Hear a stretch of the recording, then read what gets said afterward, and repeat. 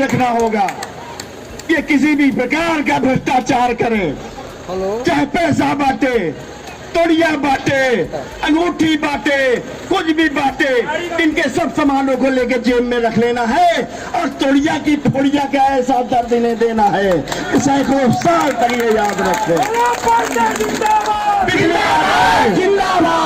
इस जन्म में है, 7 जन्म तक रहे, लेकिन इनके अंदर क्षमता है। मैं बता देना चाहता हूँ कि कानपुर में एक सोसाइटी है जिसमें 100 परिवार हैं, बड़े समृद्धशाली परिवार हैं, उनमें ये उपाध्यक्ष हैं सोसाइटी की पिछले विगत 4 वर्षों से।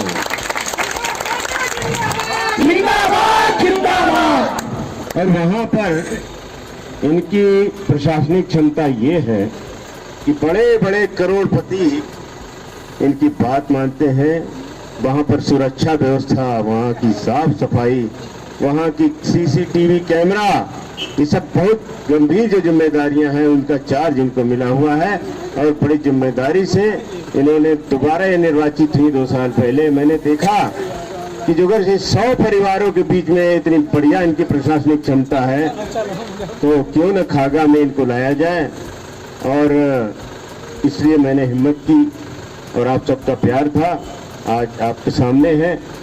मैं बस सिर्फ ये कहना चाहता हूँ कि आज मैं आपके बीच ईमानदारी को लेकर इसलिए आया हूँ क्योंकि आपने देखा है कि हमारे जो पूर्व में चेयरमैन थे, एक सभ्य, एक अच्छे व्यक्ति के रूप में माने जाते थे। पहला कार्यकाल उनका ठीक था, लेकिन जैसे जैसे कार्यकाल बढ़ा, सत्ता के मद में आए और दूसरे कार्यकाल में तो हद हो गई, विकास के कार्य हुए नहीं। मैं ज्यादा बुराई नहीं करना चाहता हूँ। आवश्यकता इस बात की है कि जो जनता का पैसा है वो जनता के बीच में आए, इसकी पाई पाई का हिसाब जनता के पास रहे, उनके विकास में खर्च हो। इसी नियत को लेकर के हम आपके सामने, आप सब हमारे साथ चल रहे हैं, निरंतर चले आ रहे हैं। आपको बहुत बहुत कोटि कोटि धन्यवाद देते हुए यहाँ बैरागी पुरवा के निवासियों को मैं कहना चाहता हूँ कि यहाँ की जो भी समस्याएं होंगी उनको पूरी गंभीरता से हम दूर करेंगे। हम और अमिता मिल करके पूरी समस्याओं को समझेंगे, इनको अमिता को सिखाएंगे कि घर घर जाकर के यहाँ की समस्याओं का निराकरण खुद करें। मैं उनके साथ रहूंगा, हर प्रकार से आपके बीच में रहूंगा। आपको एक बार बहुत बहुत धन्यवाद देते हुए मैं फिर से प्रणाम करता हूँ। अभी विकास बुद्धम शरणम गच्छामि, संघम शरणम गच्छामि, धम्मम शरणम गच्छामि। इस महामंत्र के साथ देश के संविधान के रचयिता भगवान बाबा साहब अम्बेडकर जी को हम लोग हृदय से प्रणाम करते हैं, नमन करते हैं, वंदन करते हैं।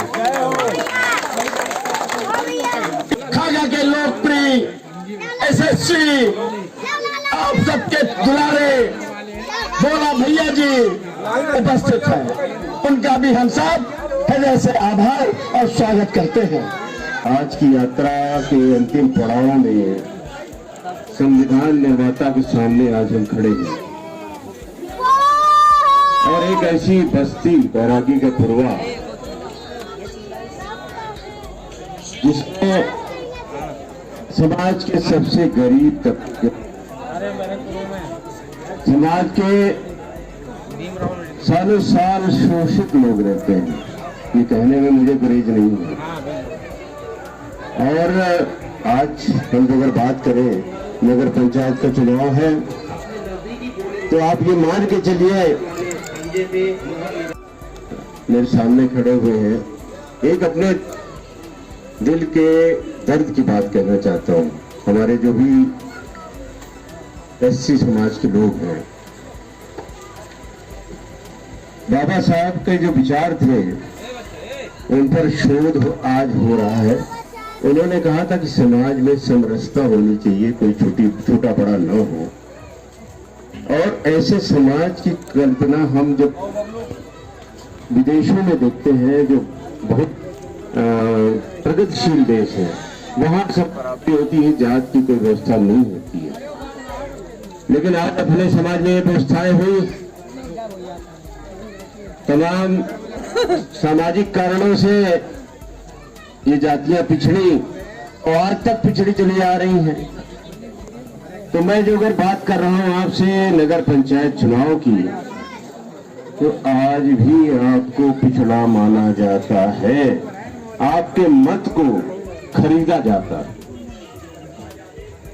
खरीदा 1000 के नोट से या तमाम, मैं कहना नहीं चाहूंगा, प्रलोभन होते हैं। प्रलोभन नहीं, वो चुनाव में क्या चलता आप जानते हैं। लेकिन हमारे गरीब तबके की ये भावना है कि उनको तत्कालिक रूप से जो मिल जाता है उसको भी बड़ी ईमानदारी से स्वीकार करते हुए उसके हो जाते हैं। समस्या यहाँ पर है, वो जो पैसा है वो हराम का है, ये भी सोचना होगा। वो जो पैसा निकाल के दे रहा है वो उसके पिताजी का नहीं है, उसने हराम की कमाई की है, करोड़ों करोड़ कमाए हैं उसने, आज आपकी जेब में 1000 रुपया डाल रहा है। ये निहायत शर्म की बात है उसके लिए। लेकिन वो दे रहा है इसलिए क्योंकि वो जान रहा है कि एक गरीब की गरीबी का मैं मजाक उड़ा रहा हूँ। मत का जो महत्व होता है, कितनी बड़ी कीमत होती है, उसका मजाक उड़ा रहा है वो, ये समझना होगा। ठीक है, मेरे पहले कुछ वक्ताओं ने कहा है, इसके पहले भी हम लोगों ने नुक्कड़ सभाएं की है, आपको जो अगर कुछ मिलता है तो ये जान के चलिए कि ये आपका ही है, इसलिए स्वीकार कर लीजिए। मैं तो कहता हूं जो भी वो देते हैं स्वीकार कर लीजिए ये, लेकिन अपने जहन में रखिए कि हराम का है, उसके प्रति आपकी ईमानदारी नहीं होनी चाहिए।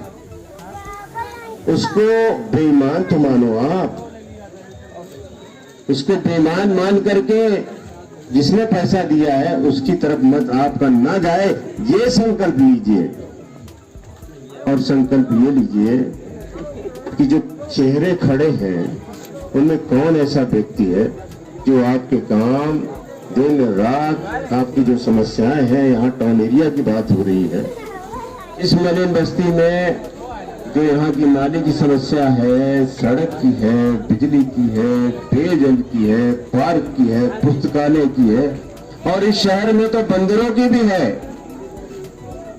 बच्चों को, वृद्ध लोगों को किस प्रकार से घायल कर जाते हैं, ये प्रमुख समस्याएं हैं। एक हमारा कस्बा है, कस्बे में नई बाजार है।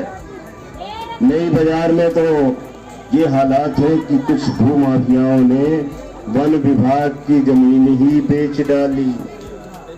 आज सैकड़ों मकान वहां पर हाईकोर्ट के आदेश के बाद गिरने के लिए खड़े हुए।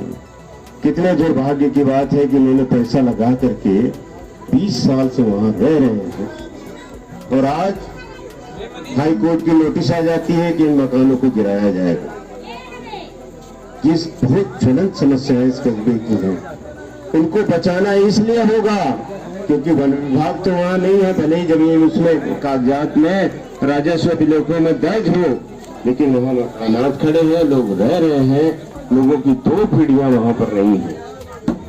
तो आज ये सब समस्याएं कस्बे की है। मैं सिर्फ ये कहूंगा, क्या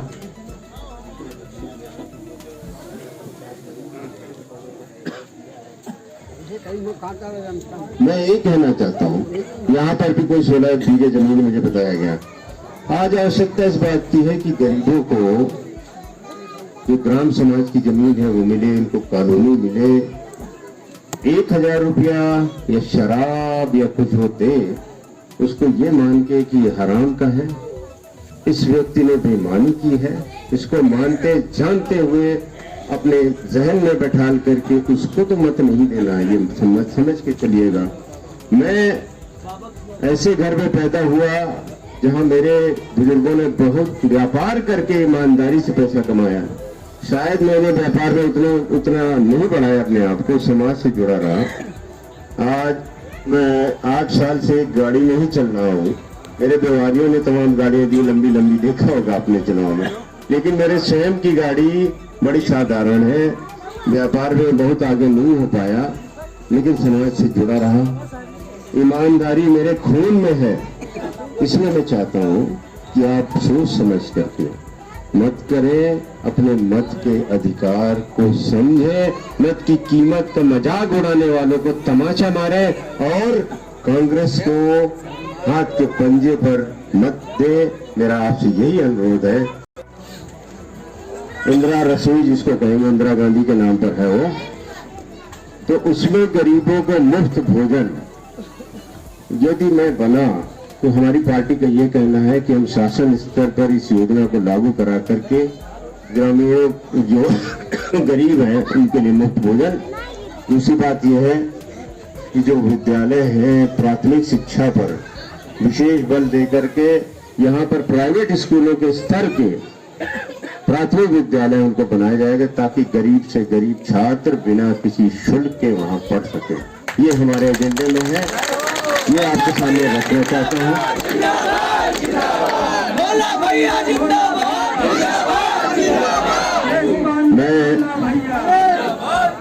मैं रागाई पूर्वा के समस्त नागरिकों को प्रणाम करते हुए उनसे पूरा का पूरा समर्थन मांगता हूँ।